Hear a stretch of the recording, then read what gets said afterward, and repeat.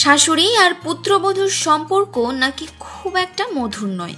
বচ্চন পরিবার নিয়ে এমন গুঞ্জন প্রায়ই শোনা যেত। জয়া বচ্চনের সঙ্গে বনিবনার অভাবের কারণেই বচ্চন পরিবারের সঙ্গে খানিক দূরত্ব বজায় রাখেন ঐশ্বরিয়া। এমনকি গত বছর ঐশ্বরিয়া এবং অভিষেকের বিচ্ছেদ গুঞ্জনের মাঝেও এমন কথা ছড়িয়েছিল। কিন্তু সত্যি কি ঐশ্বরিয়া ও জয়া বচ্চনের সম্পর্ক এতটাই তিক্ত?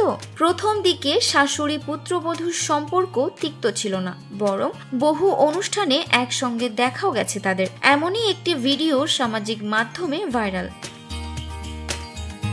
সেই ভিডিওতে পুত্রবধূর ভূয়সী প্রশংসা করতে দেখা যায় জয়াকে। 2007 সালের এক অ্যাওয়ার্ড অনুষ্ঠানের ভিডিও এটি। পুরস্কার নেওয়ার সময় জয়া বলেছিলেন, আমাকে এর আগেও এই পুরস্কার দেওয়া হয়েছিল, কিন্তু আমি সেই পুরস্কার গ্রহণ করিনি। আমি মনে করেছিলাম এটা উপযুক্ত সময় নয়, কিন্তু আজ আমি এক অসাধারণ সুন্দরী ও ভালো মেয়ের শাশুড়ি হতে চলেছি।